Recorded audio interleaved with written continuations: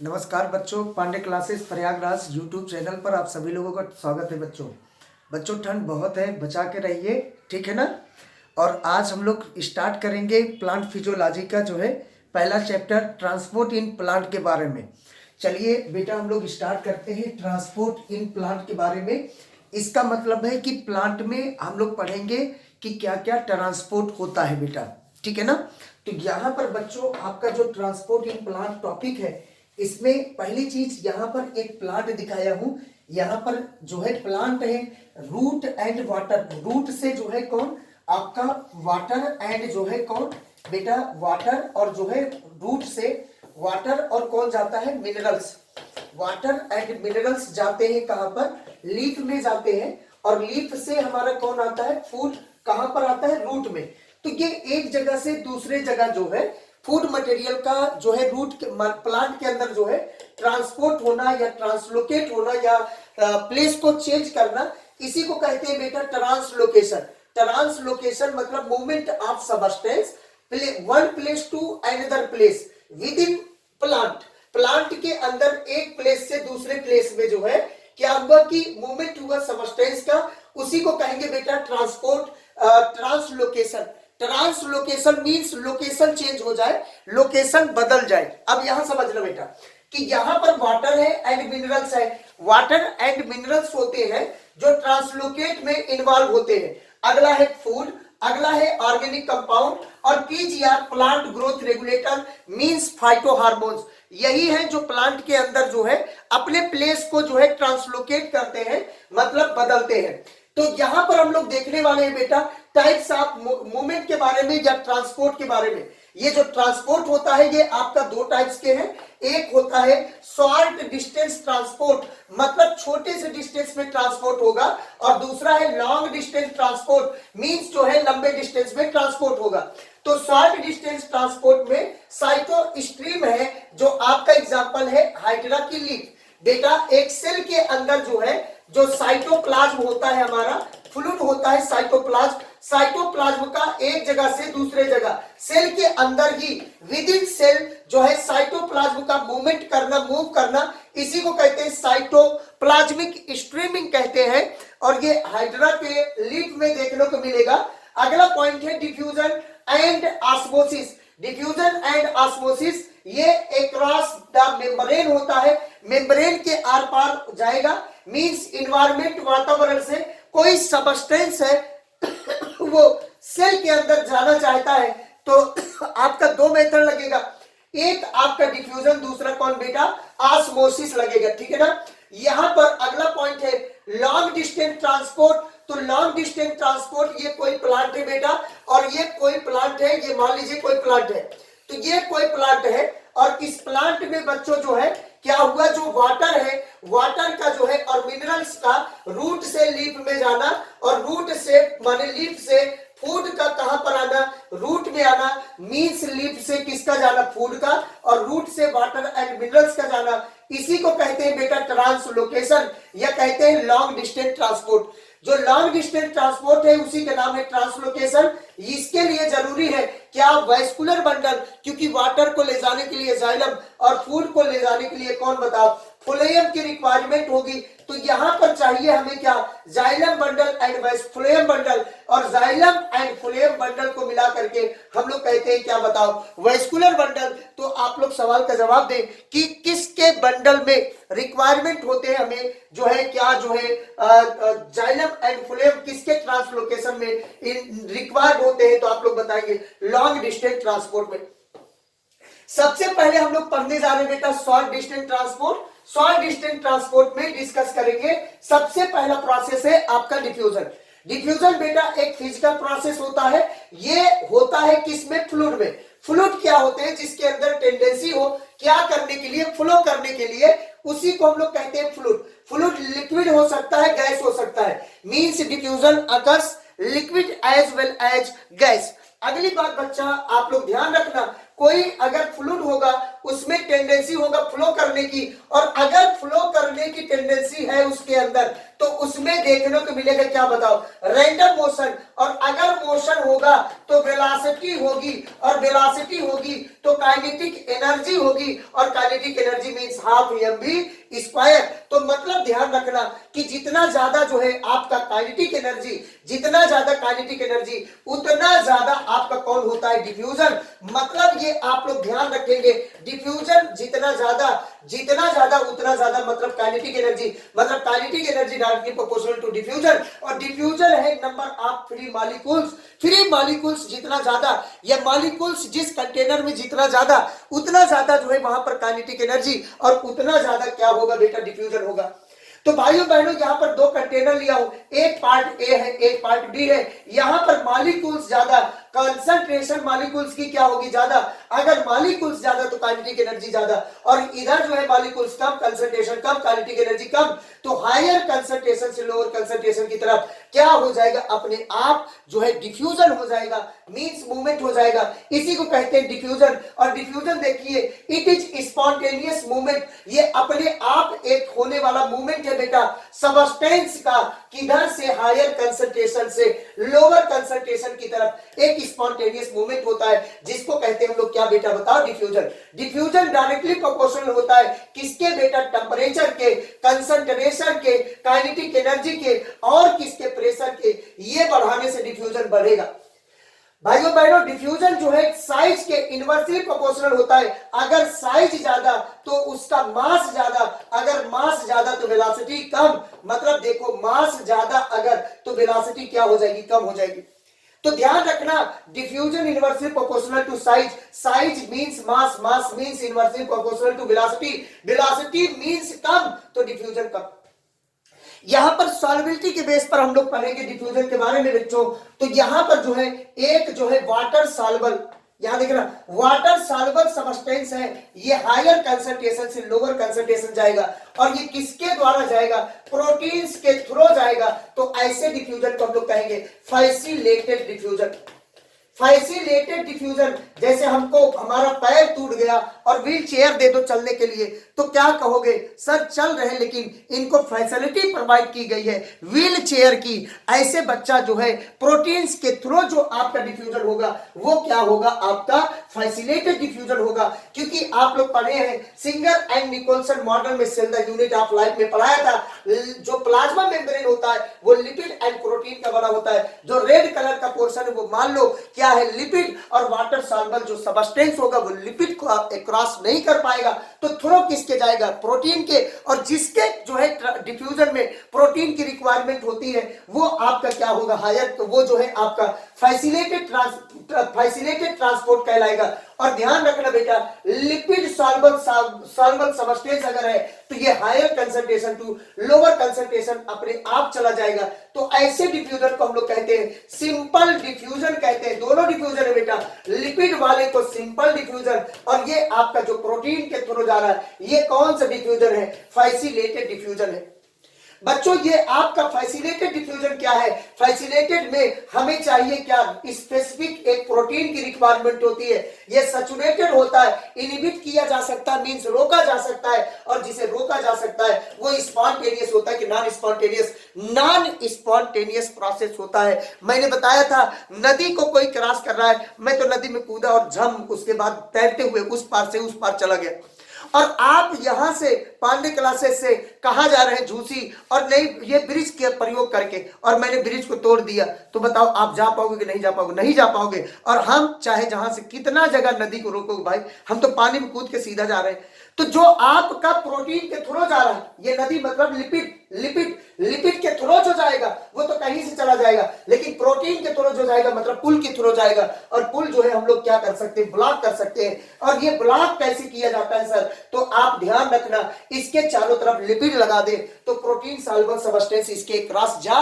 नहीं पाएगा, और इसे कहेंगे ब्लॉकेज हो गया, मींस इसे स्टॉप कर दिए। और स्टॉप जो प्रोसेस होता है वो नॉन स्पॉन्टेनियस होता है। स्पॉन्टेनियस प्रोसेस जिसे रोका ना जा सके, जो अपने आप हो, उसी को हम लोग कहते हैं क्या, स्पॉन्टेनियस प्रोसेस। यहाँ पर एक टेबल दिया गया है बेटा, एक्टिव एंड पैसिव ट्रांसपोर्ट। और एक्टिव एंड पैसिव ट्रांसपोर्ट में ध्यान रखना बच्चों, आप लोग जो है क्या क्या क्या जो हायर कंसंट्रेशन से लोअर कंसंट्रेशन की तरफ मूव हो, हायर लोअर कंसंट्रेशन से हायर कंसंट्रेशन की तरफ जाना हो, यहाँ पे जो है लो टू हाई जाना है, तो बताओ एनर्जी लॉस होगी कि नहीं होगी? होगी।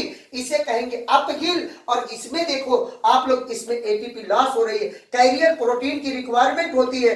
ये आपका नॉन स्पॉन्टेनियस प्रोसेस होता है, ये अपने आप नहीं हो रहा है, एनर्जी के थ्रू हो रहा है। और ये आपका बेटा पैसिव ट्रांसपोर्ट जो होता है, ये higher concentration to lower concentration होता है। और ये दो टाइप्स के होते हैं, facilitated and simple diffusion. Simple diffusion जो होता है आपका कैसा होता है, ये स्पॉन्टेनियस होता है बेटा, स्पॉन्टेनियस होता है, इसमें no required any specific protein. और ये आपका क्या होता है, ये नॉन स्पॉन्टेनियस होता है बेटा, ये ध्यान रखना, ये नॉन स्पॉन्टेनियस है। और सिंपल डिफ्यूजन कैसा है, स्पॉन्टेनियस है। और ये हायर कंसंट्रेशन से lower concentration, no energy required, no ATP required, इसमें एटीपी का रिक्वायरमेंट होता नहीं है, नो एटीपी रिक्वायर्ड। तो ये कहानी थी, छोटी सी बात थी। और आपके एनसीईआरटी में बच्चों ये थोड़ा कम दिख रहा होगा, इसे थोड़ा देखना कि प्रॉपर्टीज लिखा है, इधर लिखा सिंपल डिफ्यूजन, इधर लिखा फैसिलिटेड, इधर लिखा active. Required specific membrane protein, protein की रिक्वायरमेंट जो है फैसिलिटेड एंड एक्टिव ट्रांसपोर्ट में होता है, सिंपल में नहीं होता है। हाईली सिलेक्टिव कौन होता है, फैसिलिटेड एंड एक्टिव होता है। अपहिल कौन होता है, तो केवल आपका एक्टिव ट्रांसपोर्ट होता है। और रिक्वायर्ड एटीपी तो केवल एक आपका जो है एक्टिव होता है। और याद रखना सैचुरेटेड कौन होता है, तो फैसिलिटेड एंड एक्टिव होता है। ये सिंपल डिफ्यूजन हर पॉइंट पर नो है। अगली बात बच्चा, ये कोई आपका ये भी टेबल दिया पड़ा होगा, यूनिपोर्ट, सिमपोर्ट और एंटीपोर्ट। ध्यान रखना, कोई मॉलिक्यूल्स ए है बेटा, ए मॉलिक्यूल्स है, केवल ए मॉलिक्यूल्स एक ही डायरेक्शन में कैरियर प्रोटीन के थ्रू जाए तो उसे हम लोग कहेंगे यूनिपोर्ट। और अगर जो है ए मॉलिक्यूल्स जो है एक अलग मॉलिक्यूल्स इधर जा रहा है और दूसरा मॉलिक्यूल्स इधर आ रहा है, तो इसको कहेंगे एंटीपोर्ट। और दो अलग अलग मॉलिक्यूल्स हैं, ए एंड बी, दोनों एक ही दिशा में जा रहे हैं, तो इसे हम लोग कहेंगे क्या, बताओ, सिमपोर्ट। और ये जो दिखे गए हैं कलर्ड पार्ट, इसे कहेंगे कैरियर प्रोटीन। और ये जो आपका ये वाला पोर्शन है, ये वाला पोर्शन, इसको कहेंगे बेटा मेम्ब्रेन। तो आप लोग ये डायग्राम देख लेना।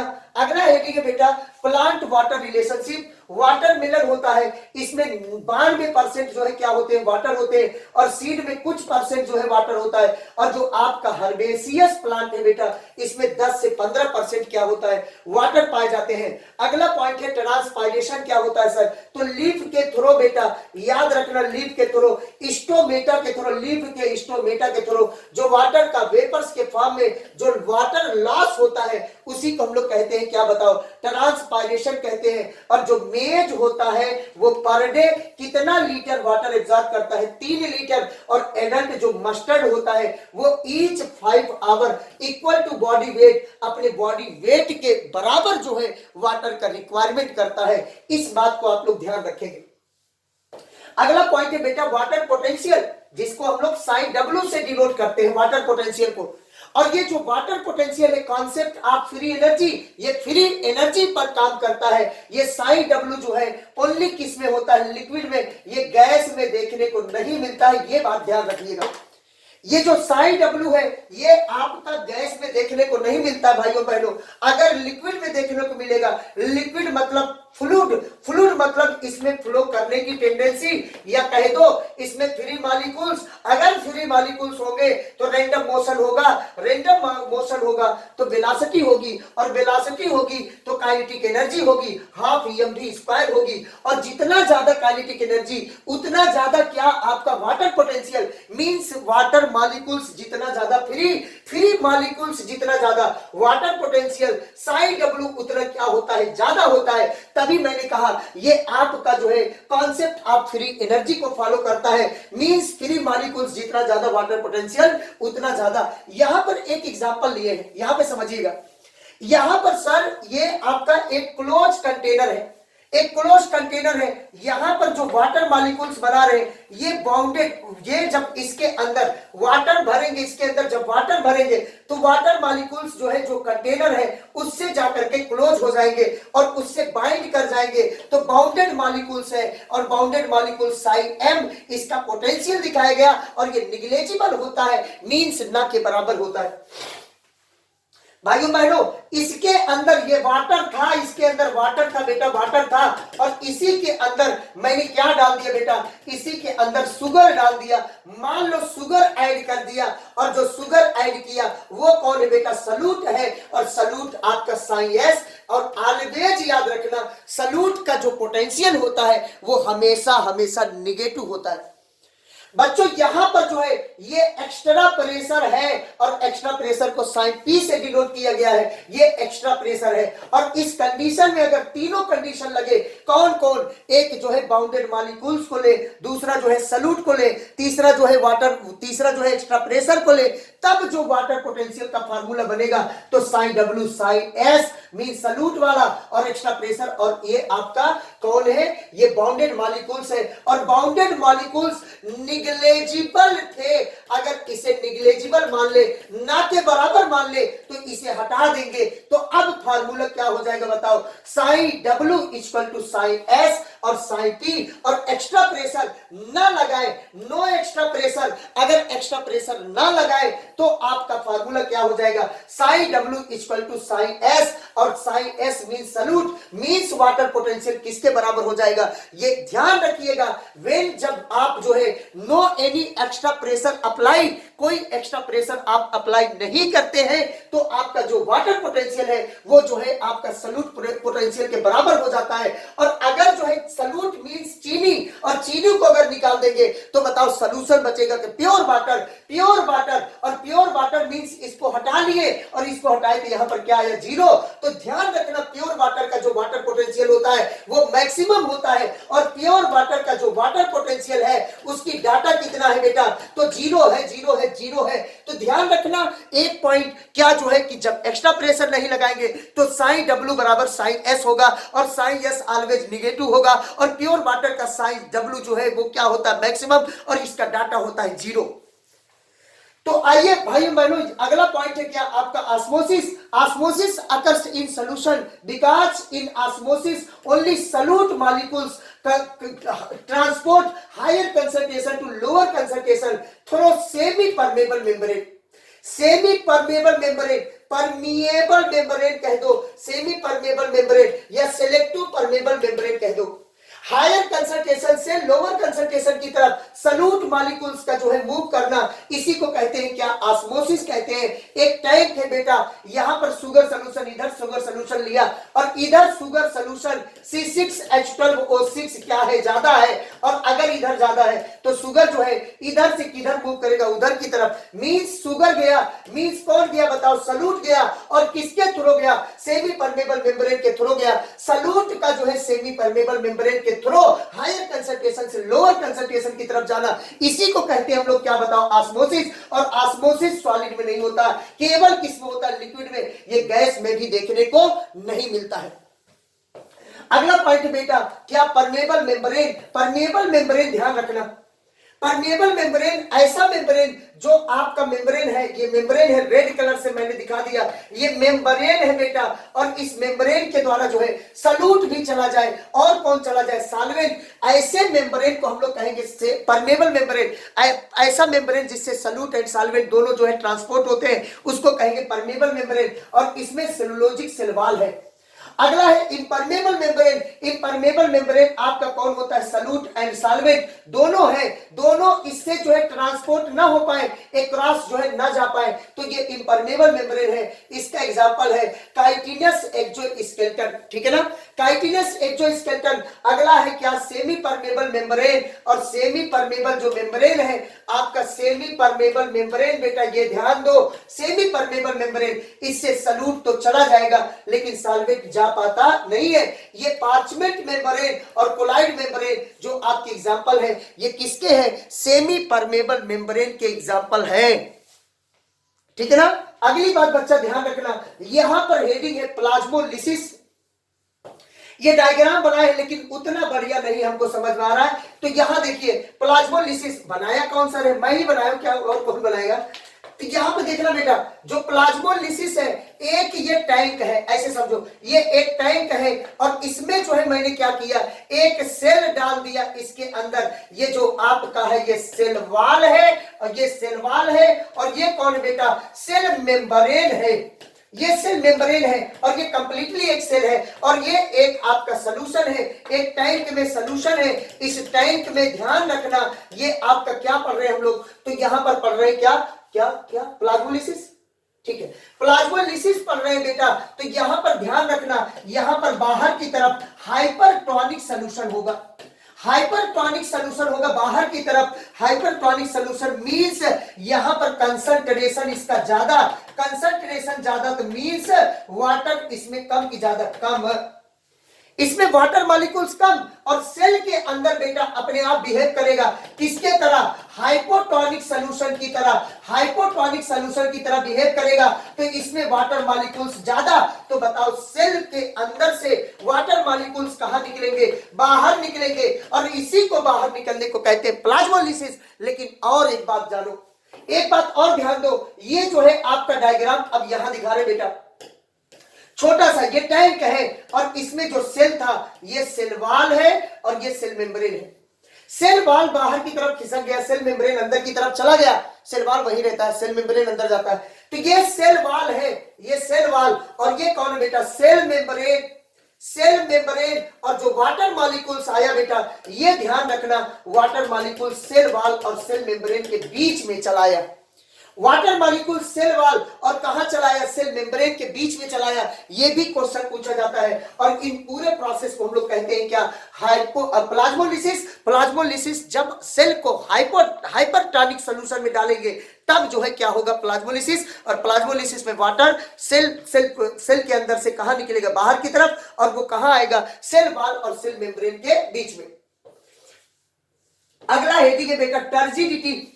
टर्जिडिटी ध्यान रखना, इसमें बेटा क्या होगा, टर्जिडिटी एक टैंक लिया और इसमें अब की बार हाइपोटोनिक सॉल्यूशन लोगे, हाइपोटोनिक सॉल्यूशन लोगे। अगर हाइपोटोनिक सॉल्यूशन है तो वाटर इसमें क्या होगा, ज्यादा।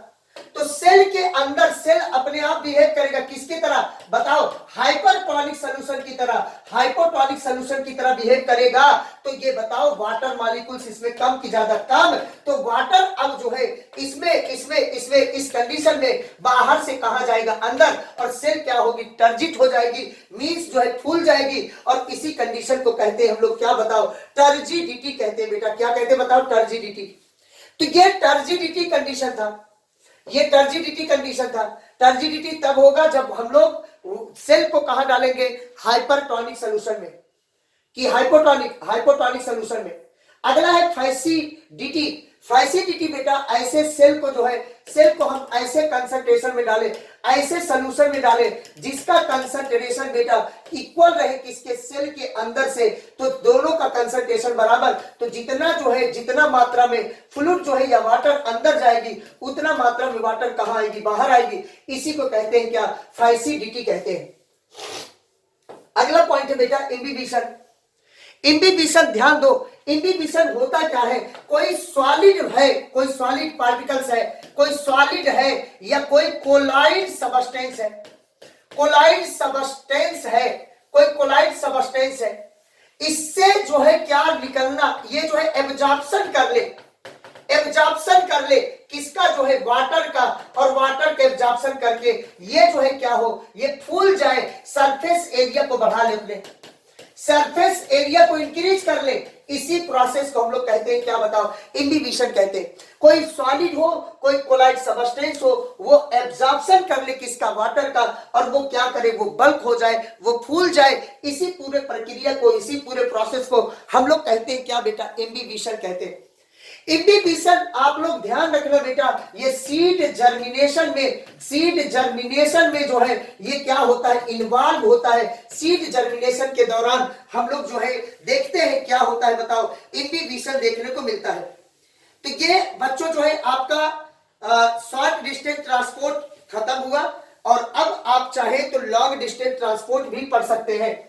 यहां पर बच्चा देखना, long distance transport, long distance transport अगला हेडिंग है, डिस्टेंस ट्रांसपोर्ट, ये हेडिंग है बेटा, लॉन्ग डिस्टेंस ट्रांसपोर्ट, और इसे अगले लेक्चर में हम आपको पढ़ाएंगे। थैंक यू, धन्यवाद, नमस्कार।